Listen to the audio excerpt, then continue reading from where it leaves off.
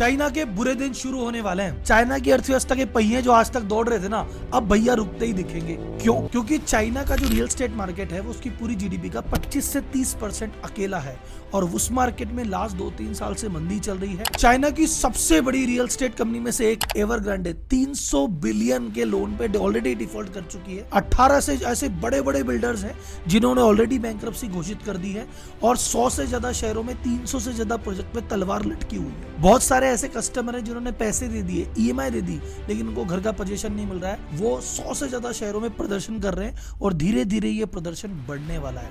आखिर हो क्या रहा है चाइना के रियल एस्टेट मार्केट में? आज जानेंगे हम चाइना के क्राइसिस के बारे में कि वहाँ क्या हुआ, क्यों हुआ, कब हुआ और कैसे हुआ। जो आज चाइना में हो रहा है लोगों के साथ, कहीं ऐसा हमारे साथ ना हो जाए, उसको जानने के लिए रियल एस्टेट इंडस्ट्री को समझते हैं और इस वीडियो को अंत तक जरूर देखें।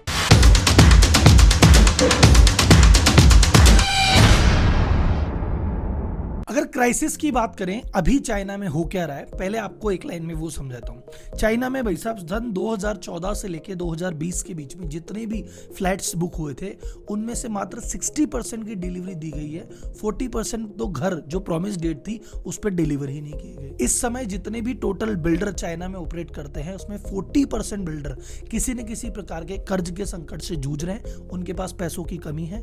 उसके चक्कर में जितने भी प्रोजेक्ट उन 40% बिल्डर्स के हाथ में है उनमें से 20% प्रोजेक्ट पे तो काम हो गया बंद और आशंका है कि अगले कुछ समय में 40 से 50% प्रोजेक्ट बंद हो जाएंगे।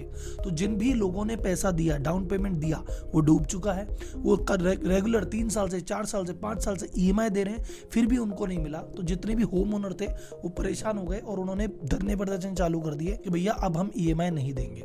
अब ईएमआई नहीं देने से क्या होगा भैया, वो कंपनियां जो ऑलरेडी बहुत सारी कंपनियां तो ऑलरेडी डिफॉल्ट कर चुकी और बहुत सारी कंपनियां जो अब डिफॉल्ट करेगी क्योंकि इस ग्राहक उनको पैसा दे ही नहीं रहे। और जब बिल्डर डिफॉल्ट करेंगे तो उन्होंने जिन सप्लायर से पैसा लिया था, जो उनका फर्नीचर का पैसा, सिरामिक का पैसा, टाइल का पैसा, वो पैसा भी डूबेगा और धीरे धीरे अर्थव्यवस्था एक बहुत बड़ी मंदी की गिरफ्त में फंस जाएगी। तो इतना बड़ा इंपैक्ट होने वाला है।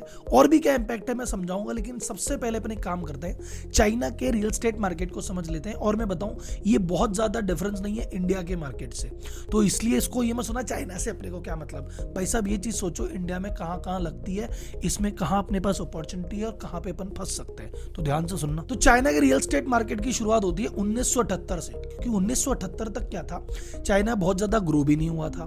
दूसरा, वहां पे मेनलैंड चाइना में जमीन खरीदने बेचने पे फ्रीली पाबंदी थी। हर कोई व्यक्ति अपनी इच्छा से अपनी मर्जी से नहीं ले सकता था। बहुत रिस्ट्रिक्शन, बहुत कम लोग दुनिया भर की कानूनी कार्रवाई करके फिर मिलता था, वो भी पॉसिबल आम आदमी के लिए था नहीं।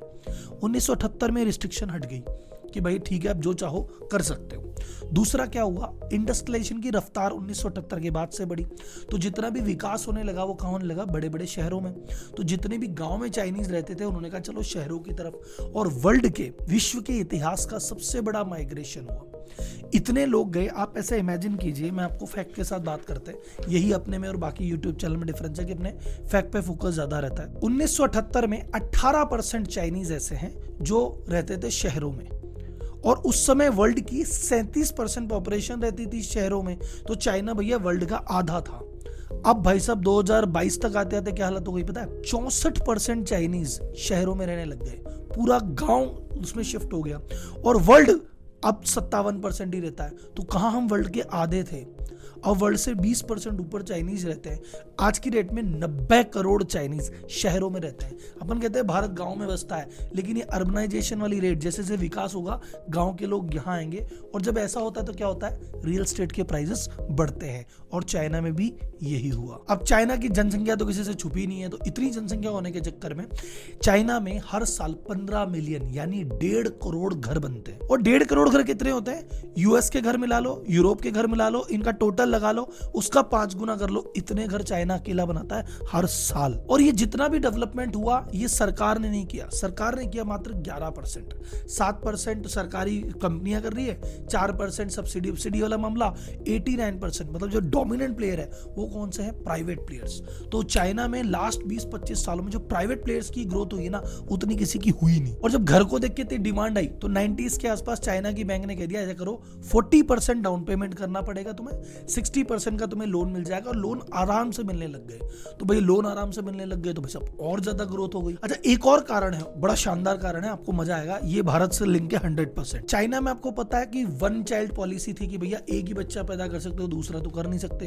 तो उस चक्कर में वहां पे क्या है, 35 मिलियन यानी 3.5 करोड़ मेल ज्यादा है फीमेल से, यानी वहां पे मेल ज्यादा है फीमेल कम है, तो शादी होना बड़ा मुश्किल होता है। और वहां शादी का जो क्वेश्चन मार्क है सीधा, शादी के लिए पहला सवाल घर है क्या, बोले घर है तो शादी होती है।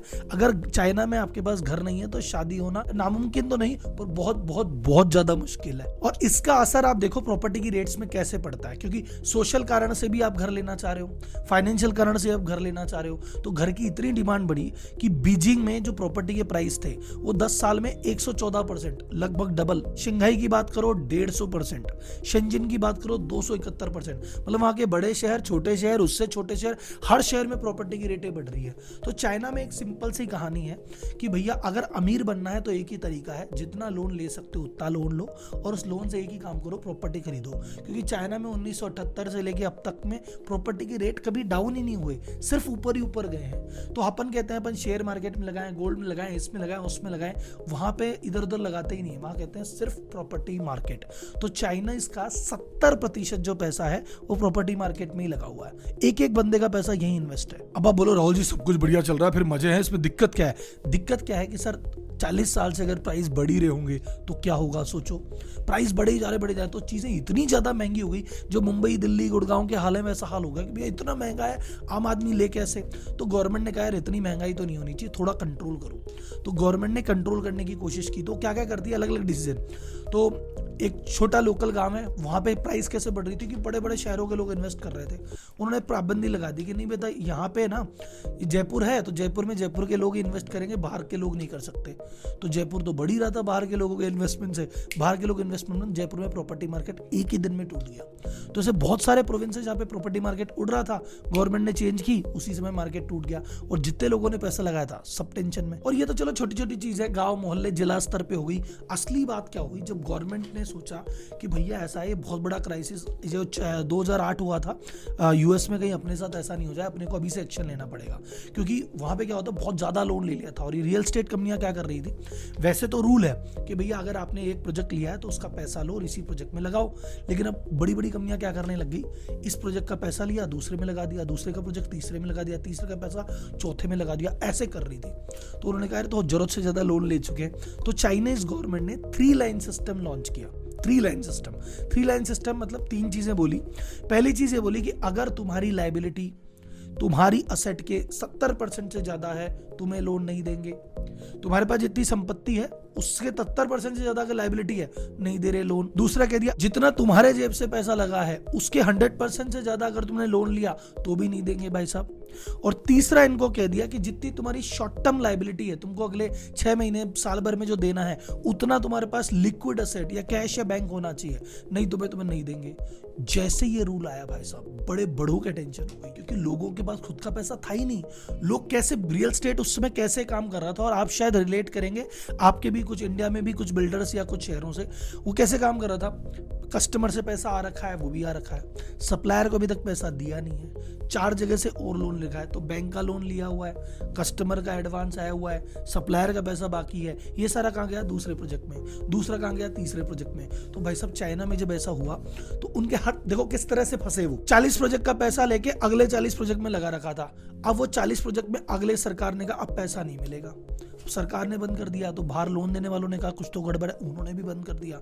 अब उनके पास पैसा है ही नहीं कि जो हाथ के प्रोजेक्ट है उनको बना दे। और जब हाथ के प्रोजेक्ट नहीं बना पा रहे तो लोग परेशान है कि यार हमें तो 2020 के अंदर कहा था कि जुलाई में दे दोगे पोजीशन, ये तो 21 आ गई, 22 आ गई, तुम तो दे ही नहीं रहे, ईएमआई तो जाई जा रही है।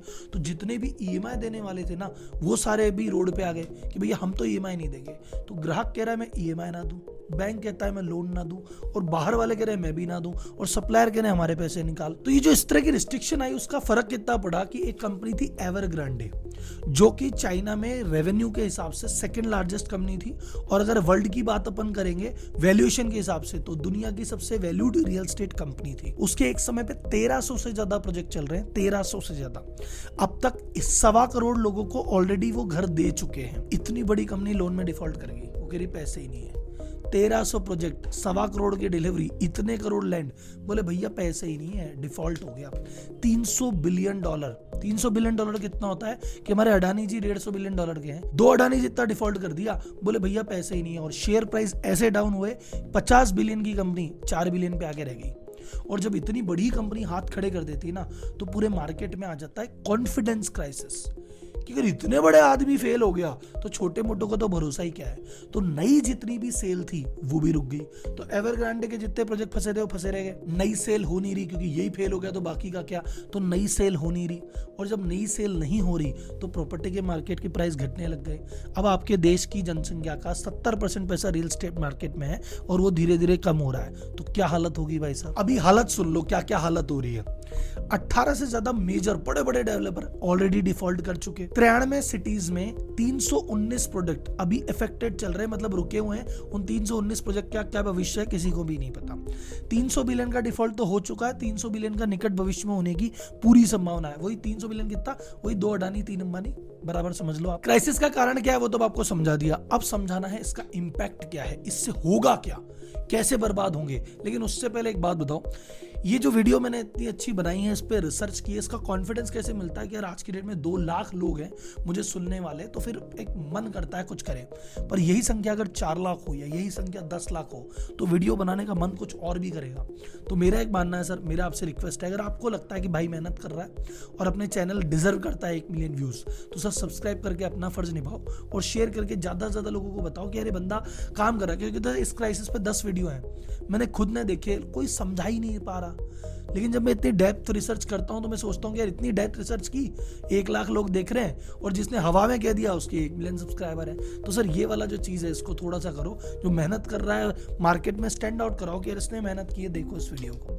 तो इम्पैक्ट पे आ रहा हूँ, लेकिन एक छोटी सी रिक्वेस्ट है, सब्सक्राइब कर दो, और आपका लाइक और कमेंट में पढ़ता हूँ तो उससे बहुत मोटिवेशन मिलता है, तो कमेंट तो करते ही रहना। अब चलते हैं इम्पैक्ट पे। अब इम्पैक्ट समझते जाना इसको कि एक बार डोमिनो गिरता है, मतलब एक चीज गिरती है तो कहाँ कहाँ इफेक्ट आता है। पहला इफेक्ट, लोकल गवर्नमेंट जो है वहाँ की, जैसे मैंने कहा जयपुर राजस्थान, तो जयपुर का लोकल जो नगर निगम है उसका मेन पैसा आता है यहाँ पे, जितनी भी रजिस्ट्री होती है, प्रॉपर्टी खरीदी बेची जाती है, उसके stamp revenue, stamp duty, registration का, वहाँ पे भी ऐसा ही सीन है। अब जब वहाँ पे रियल एस्टेट की परचेज वर्चेज ही बंद हो गई, तो ये जो लोकल नगर निगम वहाँ चाइना के थे, उनकी इनकम 40% डाउन हो गई। तो प्राइवेट बैंकर गरीब हो रहे, जनता गरीब हो रही है, सरकार भी गरीब हो रही है। अभी 12% वैकेंसी रेट है, मतलब 12% ऐसे हैं जो फ्लैट बन गए, अब भाई साहब बिक नहीं रहे, क्योंकि वो आधा अधूरे बने, आधा अधूरे में तो कौन रहेगा। उसके चक्कर में एक चीज हो गई, सप्लायर सारे निमट गए। फॉर एग्जांपल, आपका फर्नीचर का काम था और आप इन रियल एस्टेट को फर्नीचर सप्लाई करते थे।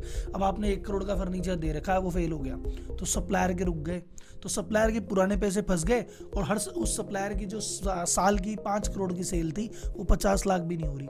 तो रियल एस्टेट इंडस्ट्री डेवलपर से जुड़े हुए जितने भी लोग थे, चाहे सिरेमिक वाले थे, चाहे टाइल वाले थे, चाहे वो वाले थे, उनकी सबकी सेल 90% तक गिर गई, और पुराने पैसे फंसे हैं जो अलग। तो रियल एस्टेट मार्केट तबाह, उससे आसपास की इंडस्ट्री तबाह, इन्वेस्टर तबाह। अब ये सब लोग जब डिफॉल्ट करेंगे, क्योंकि रियल एस्टेट वालों ने लोन ले रखा है, इन सब ने भी लोन ले रखा है, अब ये लोन चुकाएंगे नहीं तो बैंक भी तबाह होगी। चाइना में कोई भी चीज तुरंत तबाह नहीं होती, चाइना की ब्यूटी है। यूएस में कुछ भी होता है तुरंत होता है, यहाँ पे सरकार सब छुपा लेती है।